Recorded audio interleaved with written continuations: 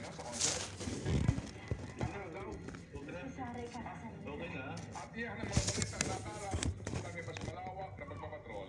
48 days na lamang. Pasko na. Patuloy din kami maglilingkod mga... Naman. And of course, this is going to be the MVP of our game. Of course, another... Absorb na lahat ng damage. And ganun talaga yung performance mo kapag kamukha mo na yung hero. Kumagkamukha Ganun na talaga. yun. Pero yun nga nakita na natin kanina, no? I forgot to mention. Hindi lang siya nag-take ng damage. He Yeah. also gives damage. With that 32k damage, And diba? it's usually because of a first helmet build, but Yes. we don't really know. Mamaya babalik tayo dito to talk about it. Pero game number 2 will be starting in just a bit, so dyan lang kayo.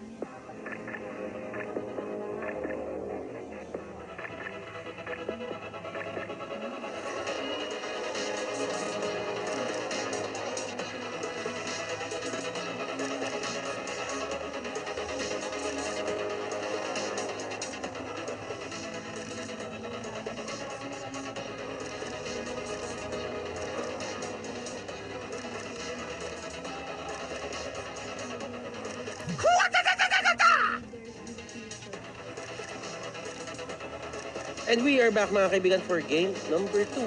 Yes. Madadala ba ng SUHA-XCTN Punishers to game number 3? Or matatapos na tayo dito at makukuha na nga ba ng BRE yung 2-0? Once again. Kumbaga, if maka 2-0 yung BREN EPRO dito, parang same as yesterday. Same as yesterday. And it felt like it was yesterday. Oh, yeah. But still, it is what it is. SUHA-XCTN Punishers, they had a plan. Nga. Pero ang nangyari lang talaga in terms of execution na yung naging problema. That Kaja pick on the 3rd slot was really one of the things na kailangan nila bantayan on their draft just because ang dali hulihin ni Etomax. And Yes. Etomax, wala siyang way para makahinga doon. Sabihin natin, di talaga siya di siya makakapag-attack doon sa mga kalaban niya if laging may impending threat ng divine judgment. Yes. Nahahatak at hahatak sa kanya. Yeah, they also have to be wary talaga kung kailan nga ba gagamitin ito divine judgment. Kasi there were times na they thought na gagamitin nga nung Kaja pero syempre hindi. It's all about mind games talaga. And like what we've been saying kanina, the skills, they all have it. It's just a matter of execution talaga in the battlefield. And na one-up ni BREN EPRO yun for our first game. Pero let's move on. Ano nga ba ang Move on. kailangan gawin dito ng SUHA-XCTN Punishers just to win this second game and to take this into game number 3? Basically talaga they have to adjust to their draft. It's really essential kasi we all know that the draft is very important talaga all on par with the execution dun sa ating paglalaro nila. And of course, with that being said nga, Your team Butters, is we banned. are headed in our game number 2 between BREN, EPRO, and SUHA-XCTN Punishers. But before all that, be sure to also watch the broadcast of the Nationals on Pay TV at One Sports and EGG Network via Signal TV and on Free TV at 5 Plus via Your team ESPN. is And the banned. Nationals would also like to thank Paymaya, our digital, our official digital payments partner. Maraming Yes. salamat, and please follow the page ng Nationals kung nanonood kayo ngayon sa may stream. Yes. Follow nyo yung page para updated kayo sa lahat ng nangyayari. Let's get back to the draft. Ayos yung segue ko, no? Yes, galing ang segue mo eh. PRE! PRE, syempre, priority ban pa rin na lang ang Hylos na nakikita natin na napakaganda pa rin ang performance. And the same thing, mukhang iba mukhang iba ban na ng Your team SUHA-XCTN is Punishers ang Grak dahil ayaw nilang ibigay sa BREN Pro. Yes, it's a really strong hero. It's not as impactful as the last iterations ng Grok into the meta. Yeah. But the thing about the Grok is Your team sobrang is lakas talaga kasi picking. ng damage output niya. Yes. If they go for the invade and you lose your buff, ibang klase yung nangyayari sa inyong pagka-behind. Eh nakita natin kung ano nangyari kanina sa BRE. Truly. And syempre, like, the overall Grox kit talaga mapapa-support healer ka nang wala sa oras eh. But then going back to our drafting phase again, since nawala nga yung Grok na X na rin ang Hylos, of course, people will go for Kufra nonetheless. That's like Your team 100%. is picking. And this is a pain to see na you ban out the Grok. Yes. Tapos ang mangyayari, kukunin lang ng kabila. Yung gusto. Yung Raplisha, tinawag ko ng Raplisha, yung Cupra. Yung- And look at that, Raplisha, nasa screen nyo na ngayon. Hindi ngiti. Oh, yes naman. Cupra. Esmeralda. Yes naman. At Your syempre team na is dahil nga picking. pambawi. Kasi nga nakuha yung Cupra nila. It is time na makita naman natin na to si Esme. Esmeralda. Si Si Esme. Si ate mo Esme. Esme. Tsaka Siya. si kuya mo Export. Okay. Esmeralda, I don't... Dumating na rin yung panahon, sabihin na lang natin, dumating na rin yung panahon na dahil sa kaka-nerf kay Esmeralda, Carry. humina na siya. At hindi na siya, Yes. nagiging ano na siya eh, like, Your team okay, is picking. she's strong, pero it's not as priority as before. Talaga. Yun yung pinakamagandang masasabi natin para kay ate mo Esme. Okay, then going back, of course, nang dahil nga Your nakuha team yung is dalawa, banned. syempre they would go for someone who is slowly scaling, but always gets the damage done. And one of which is of course the carry at syempre dahil hindi nga nabanto and is very used quite well, the Masha is up for grabs. Okay.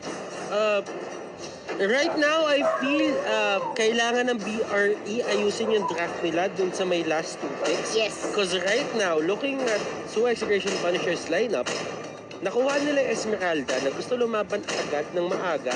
And meron kayong Your carry team at is meron kayong Masha sa lineup nyo. So, sino ang magfa-farm? Sino ang mag-split push? And kapag ka nahuli kayo ng Esmeralda sa ganyang posisyon, you are going to have a hard time dealing with the Esmeralda kasi dalawa lang yan.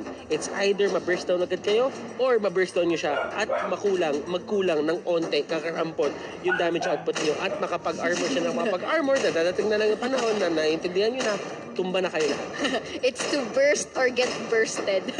Sabi nga nila. And of course, yung paunahan na magiging Your name team of the game is dito picking. other than objective, syempre. At ayun na nga, for the third and final ban for each team, it's going to be the Granger. Mukhang nakita nila the dangers that lurk behind this Granger na nakita nga natin kaninang game 1. And again, of course, the Anchor. Mababan pa rin. And hate. Ano nga bang pwede mo mong kunin dito? You could go for the double mage setup. That would be great against, sabihin natin, Amasha. Pero ang sabi na lang nila dito, if we cannot fight them in terms of, you know, just brute Your force team na is harapan lang picking. kung mangyayari, let's go for the Rafaela. Mag-speed buff kami na mag-speed buff, buong magdamag. At kapag ka nangyari yun at nakait namin kayo, baka hindi na maging factor yung Masha niyo sa pagkapanalo niya. But then again, this is also one of because Rafaela is picked, this is also the opportunity for BREN EPRO na magiging target na rin itong si Rafaela, simply because isa rin siya sa mga squishy heroes na nakikita natin sa lineup ng Punishers. And okay, we are seeing now na over si Baksha, and finally Alice is going to be Your their main. team is And picking. Baksha getting picked. Baksha. Yan, Baksha dito. Baksha. It is a very unusual tank right now into the meta. You don't really have the control. It's more on the idea na damage ka lang naman. And as you are seeing Kuzma dito sa harapan natin. And he will be going to the backline. Yes. He will be going to the backline. Kasi ang ginagawa ng ultimate neta ni Baksha, he leaves out a trail ng gooish or something na lava. Then when you step on it, you get slowed and you are dealt damage talaga na todo. Which can be quite lethal talaga, lalo na kapag if the other team decides to actually go and commit for you. Tapos nagiging bola siya.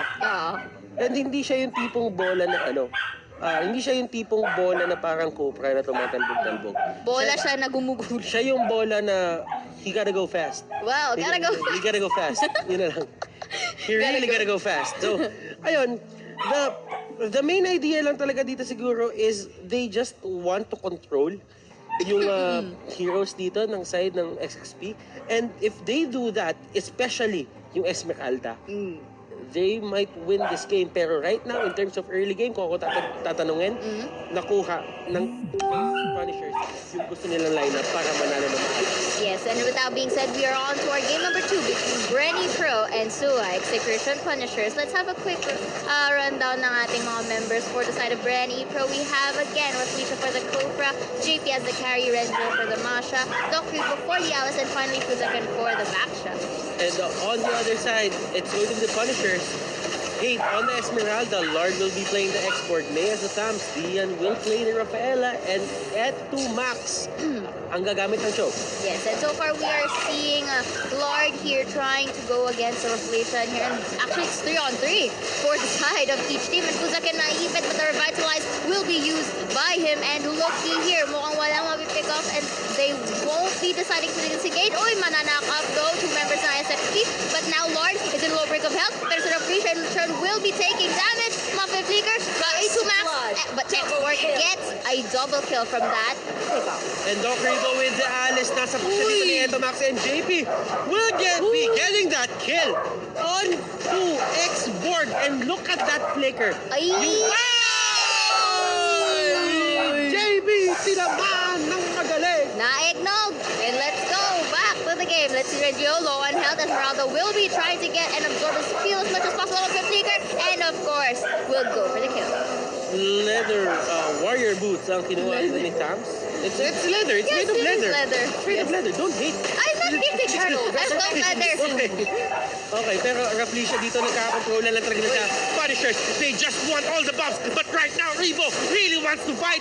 Blood on nandun na. Nagkabatuhan na. Raflisha dito trying to get away. Pero ito si Busakin. Beep, beep. Pumasok na dito ang jeep mga kaibigan. Pero May is trying to fight with the ultimate. Medyo dito nawawala ng bawas. At sobrang hype na ginawa ko. Buti na lang may namatay kahit isa. Make that 2 mga kaibigan. BREN loses 2 people and make this a 1-7 game. And that is a very good... Oh, hindi pa pala very good looky here. May medyo nag-overcommit and stay. And Alice goes for that exchange. But looky here. Gaya na sabi ko, maganda ang position ngayon SXP to go for the first turtle. Buti na lang 3 yung namatay. Sumigaw-sigaw pa ako. Kung hindi... Overhype. Overhyping. Pero wala. Di tayo matitiketan. Hindi. Di tayo matitiketan. Oh, tama lang yun. Renzo, oy! Oy! Nahuli na naman si Renzo. Pero nangyayari fake off behind the scenes of cam, hindi natin nalalaman. Pero again, going back here, look at Eto Max, Way of the Dragon, kay Kuya Mapuzaken. But again, going back, ayan na yung kanyang company, kanyang aid, pero they will decide not to engage. Oy, mukhang mag-engage ka. But here, we see May, papunta na kay Alice and goes for that kill. But JP tries his best to actually go and get to free hit. Pero to no luck, ayan na si Dian to save the day. As we've said, execution, they really have the early game advantage Yes. dito. JP, Uy! he cannot fight like this. Tatamaan siya ng tatamaan kay May dito. The ultimate will miss coming out from Dian. But the main concern here, okay, Uy! he got the kill. He got the the kill. kill. Kumbaga yun yung tinatawag nating no look, fade away. Yes, no look, Power fade away. Rangers. No look, fade away. Power Rangers And of Reg. Kuzakin. Here. Oy, mapapalling star mo. Killing And ayan na spree. nga, they got the kill once more. But I think, you know, to me, it was a bit of an overkill, pero okay lang because I think the no hesitations on using the falling star moon back there is just the real na it's better to sure kill than to not kill at all. Okay, so why is it that BRE didn't get, sabihin natin, a mage who can fight Esmeralda head-on in terms of early game scaling? Kasi alam nila dito na talagang medyo nasa alanganin na sila. You have to work on the idea na hindi early game yung nilalaban niyo dito. You want to win in the late game. You just have to make, sabihin natin, a bandage na para matakpan muna yung early game nyo. Pero right now, even with that Alice, that is a very good bandage. Pero Turtle resurrecting scaling hero soon. pa rin yan eh. Yes. Scaling hero pa rin yan. In terms of just getting the orbs and adding cooldown reduction onto your skills, scaling pa rin yan. Kailangan pa rin niyang Mag-scale. Kailangan niyo pa rin mag-scale. And of course, for them to scale, they have to reach at a certain extent para they would turn the tides into their favor. But so far, we are seeing a good momentum coming from SUHA-XCTN Punchers as they get that turtle. But looky here, DOGIE may ipit ng dalawa. No, make it 4 people of SUHA-XCTN. Bridge goes for that knock-off though, ladies and gents. Pero you know, we are seeing Repletion though, bouncing ball his way out of the way. And JP tries to go and actually get to help. But Repletion, no one help. Coffee Flicker to Esmeralda and the falling star moon to actually tower dive. And now, looky here, Baksha rolling his way, but not enough to get actually to disengage. And Fuzakin dito rolling in the deep. Pero wala siya magagawa. Hindi siya nakapag-roll in the deep. Rolling deep. Yeah. Well, JP dito is still the target of the eyes. Is still the apple of the eyes dito ni Kate. Falling Star Moon, pero hindi. I think she just called Star Moon para dun sa may torre. And Renjo here has no choice but to go back kasi kailanganin na ata ang kanyang help dito para makapag-def. And again, Fuzakin here tries to throw away the minion waves here in DOGIE arrival doon para Hindi mo ba naiisip na baka yung ginagawa na pag-ikot ni Fuzakin at yung binabato ni Tabs magkapatid? Pero baka natin pag-isipan yan. Tumumba dito ang show. They get the objective or they get the pick-off na kailangan nila dito. But Kuya Hate, nandito sa may gilid. He really wants to fight.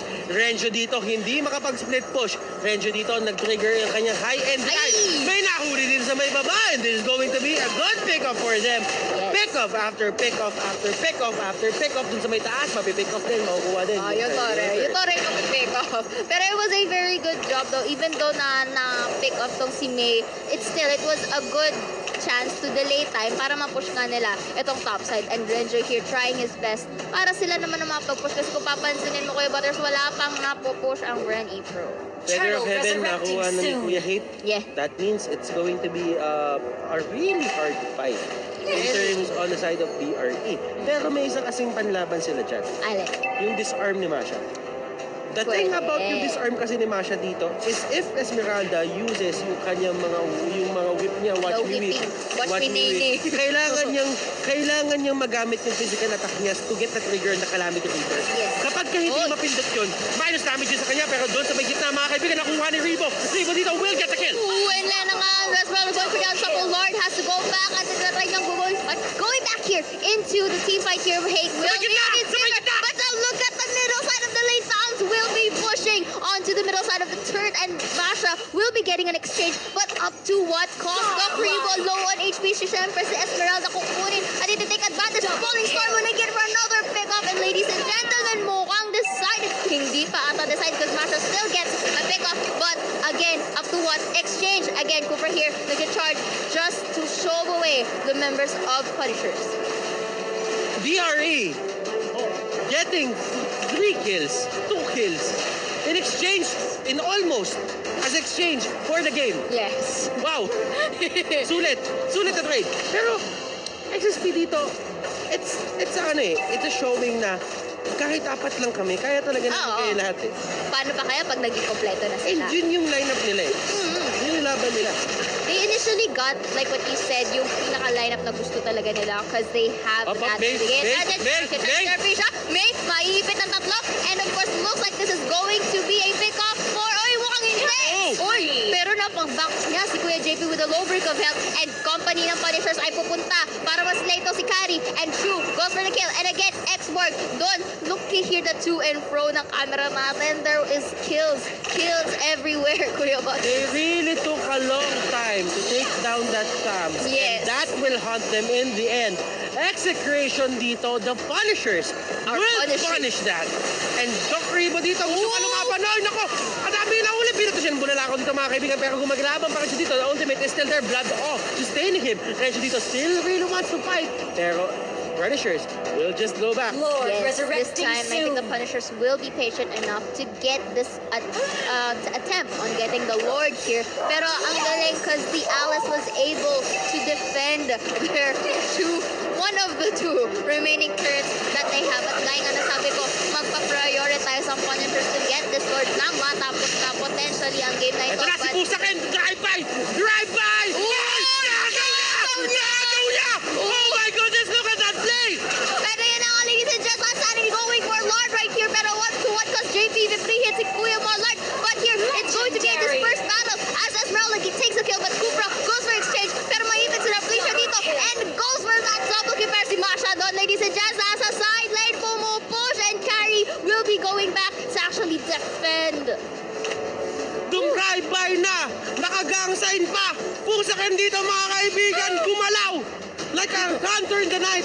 Oy, speaking of Butter in the Night, Masha here trying to actually get a pick-up right there. But look here, mga katapusin na! Wala kang rival! Wala kang rival! Ladies and gents, Naku po, walang rival mga kaibigan. Game number 2 goes to Punishers, ladies and gents. At mukhang, Kuya Butters, this is a very intense game, sabi ko sa'yo. And we are going on to game number 3. That could have been the make or break play for the side of BRE. Getting that Lord was a very important part into stealing that game and taking it to 2-0. Yes. The only problem was, hindi na talaga nila kaya. The damage output is not there. They cannot fight as not 5. Yes.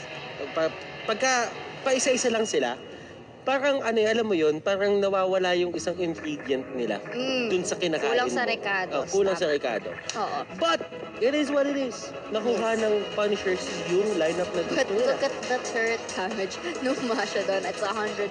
At tama ka nga, Kuya Butters. We saw na hindi nga kakayanin ng overall draft ng BREN EPRO kung ano yung nabibigay or napapunish ng Punisher sa kanila. Kasi nakita naman natin, di ba, na nahirapan sila sa papipick of K Toms doon. And they were already 3 people.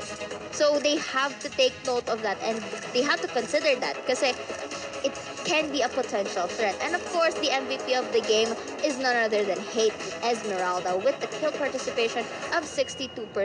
10-0-3, Kuya Butters. Ito And yung then- mga, yeah. ito yung mga, what you call this, trademark talaga Yeah. ng execution. Especially even when Pacbet was playing. Yes. Yung mga heroes talaga na to na mabilis mag-snowball. And may tanong lang ako sa mga players ng The Nationals. Conference 1, yung pambansang post ng Nationals ito. Ngayon, yung pambansang post ng Nationals ganito. Season, ano kaya mangyayari sa next season? Ano Ganun. mangyayari sa next season? Ganun. Hindi ko alam. Tingnan na lang natin kung ano ang magiging build-up. Kumbaga, kung may meta yung MLBB, may meta din yung posting ng mga Oh, players. yeah, may posting din. Pero mamaya natin pag-usapan niya, magbabalik kami for more Nationals action as we head on to game number 3. Diyan lang kayo.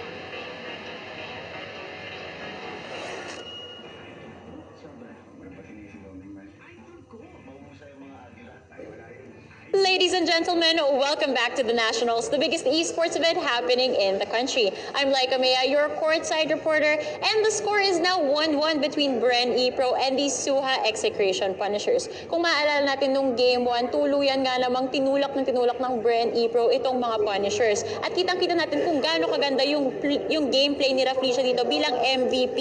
Siya yung Kufra kanina na nagsilbi bilang sponge na taga-absorb ng damage, habang si Harith saka si Granger tuluyan na nag-inflict ng damage sa kanilang kalaban, leading to a BREN EPRO victory. Moving on to Game 2, nako bawing-bawi naman itong SUHA-XCTN Punishers.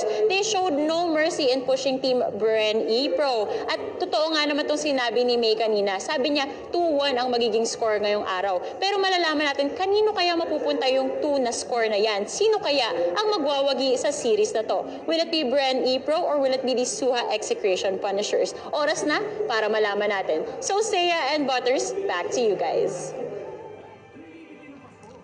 Maraming salamat, Laika Mea. At ang makakuha ng 2-1 na yon at makakuha ng 2 na yon ay yung mananalo. Oh, syempre. Tama naman. Tama nga naman. It is what it is, mga kaibigan. We are back for game number 3. Netong Nationals, teka lang, napatayo ako ng konti. Pumula ako ulit.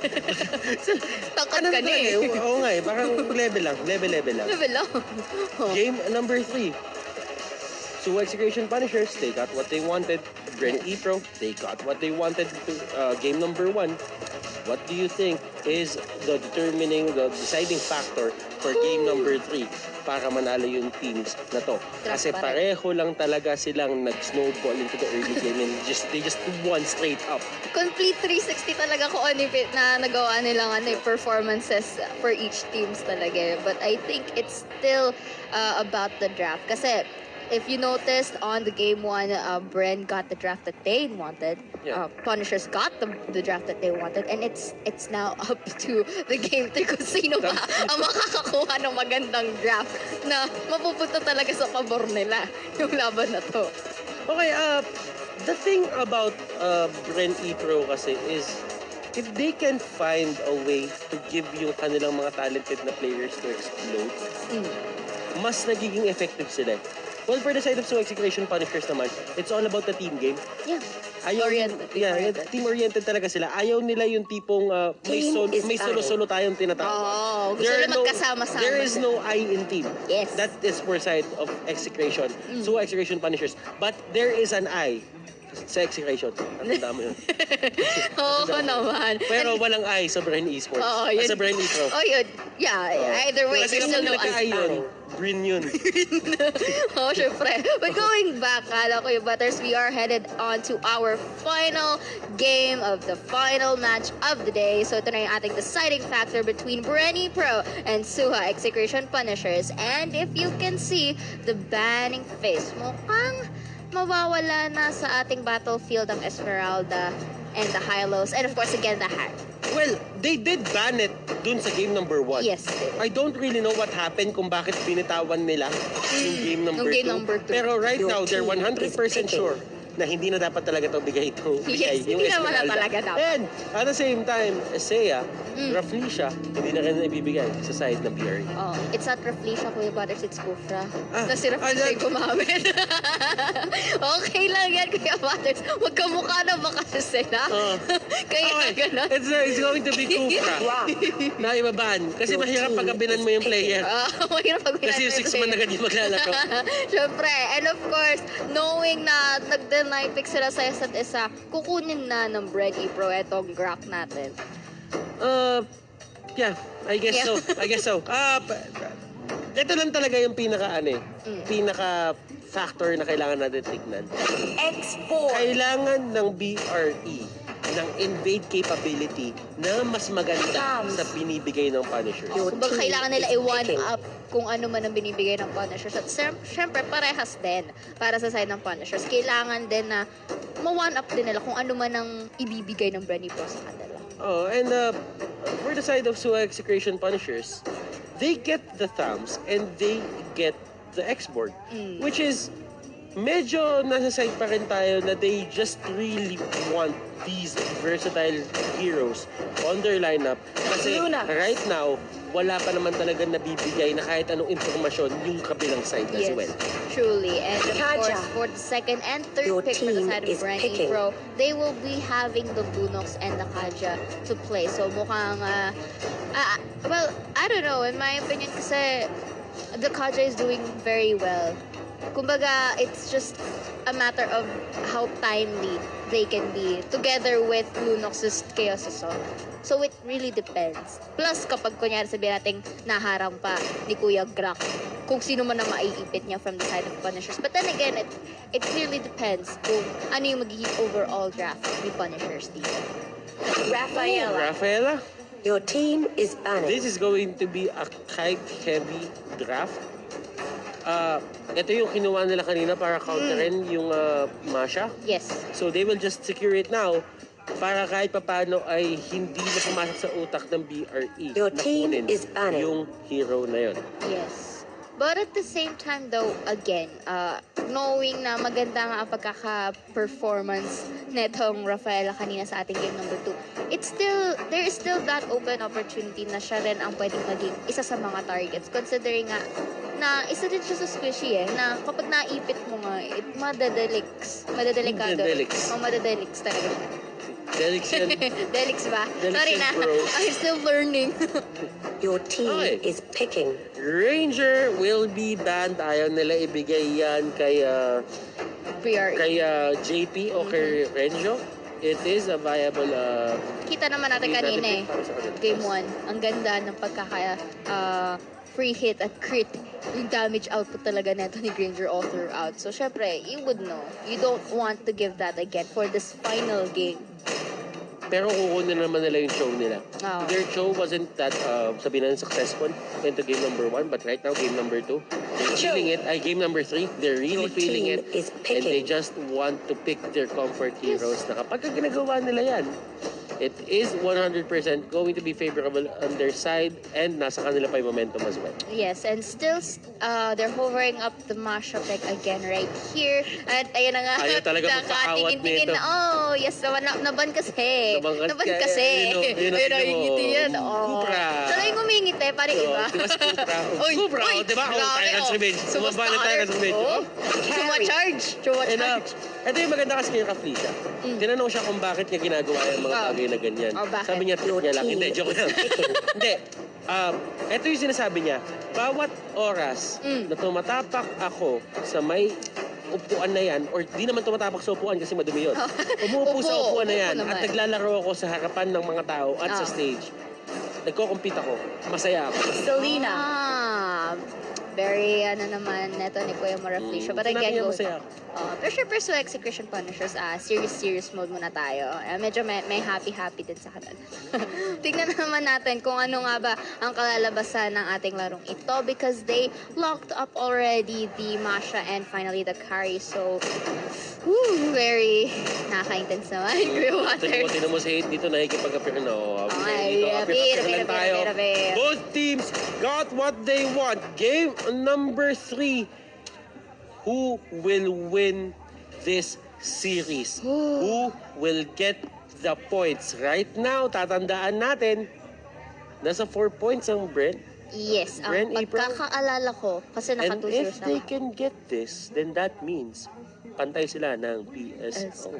Yes, they can. So let's see. And Makita syempre, naalala natin dito na nagsisimula pala yung tournament natin. That means in terms of points, kailangan ilagay mo na yung points Let it mo all and out. Let it all out. Get the Oh, wins, kumbaga. yes. But the thing is, for execration punishers, execration punishers, they really want to put themselves back onto the top. Oh, and back onto the top indeed, because ladies and gents, we are on to our final game of the day between BREN EPRO and SUHA-XCTN Punishers.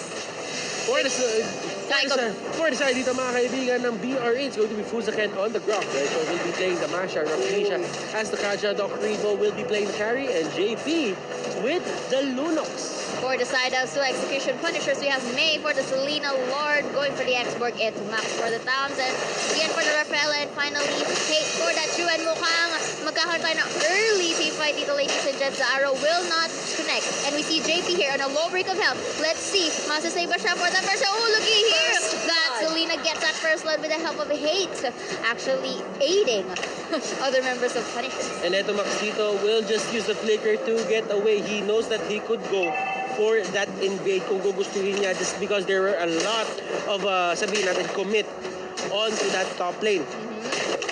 Yes, indeed. And of course, checking here of Alicia and Doc Rigo pa-prioritize pa itong crab take here. And eto Max, tamang tingin lang and the hopes na makuha niya, pero syempre hindi niya maagaw. And again, mostly for all pro teams here, talagang priority nila is always the resources with that gold and XP. Syempre ba, paano ka nga naman makakapag-engage ng teamfight kapag wala ka nga namang ano? Naku, si JP dito, kamuntikan siya mahuli.